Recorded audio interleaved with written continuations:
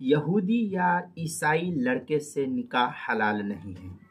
چنانچہ اسلام میں اہل کتاب عورتوں سے نکاح کرنے کی تو اجازت ہے، لیکن کسی مسلمان عورت کے لیے یہ جائز نہیں ہے کہ وہ کسی کتابی مرد سے نکاح کرے، اس لیے کہ اسلام کو یہ ہرگز منظور نہیں کہ کوئی مسلمان عورت کسی کافر کی دست نگر ہو کر کے اس کے فراش بنے۔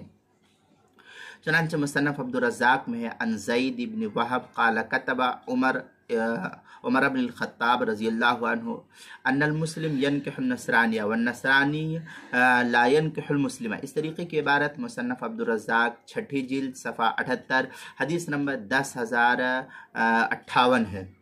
اسی طریقے سے مصنف عبدالرزاق میں مزید آگے ہے عن ابی الزبیر قال سمعت جابر بن عبداللہ رضی اللہ تعالیٰ عنہ یقول نساء اہل الکتاب لنا حل ونساؤنا علیہم حرام۔ اس طریقے کی عبارت مصنف عبدالرزاق اس کی چھٹی جلد صفحہ 83 حدیث نمبر 10,082 ہے۔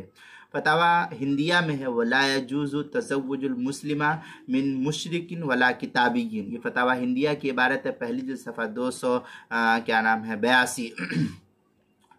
آگے جو ہے اسی طریقے سے بدائع الصنائع کے اندر ہے وَمِنْهَا إِسْلَامُ الرَّجُلِ إِذَا كَانَتِ الْمَرْأَةُ مُسْلِمَةً فَلَا يَجُوزُ إِنْكَاحُ الْمُؤْمِنِ الْكَافِرِ لِقَوْلِهِ تَعَالَى وَلَا تَنْكِحُوا الْمُشْرِكِينَ حَتَّى يُؤْمِنُوا۔ یہ سورہ بقرہ کی آیت ہے، پارہ نمبر 2 آیت نمبر 231۔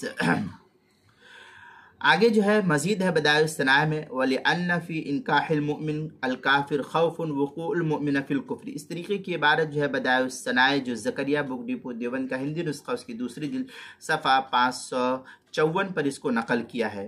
فتاوی ہندیہ میں مزید ہے ولا يجوز تزوج المسلم مسلمہ من مشرک ولا کتابی۔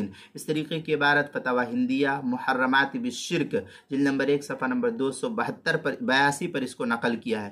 موسوعۃ الفقہ الاسلامی کے اندر ہے والحکمۃ فی ان المسلم یتزوج بالیہودیۃ والنصرانیۃ دون العکس۔ اس طریقے کی عبارت موسوعۃ الفقہ الاسلامی جلد نمبر 8 صفحہ نمبر 159 جو مکتبہ اشرفی بک ڈپو دیوبند کا چھپا ہوا نسخہ ہے۔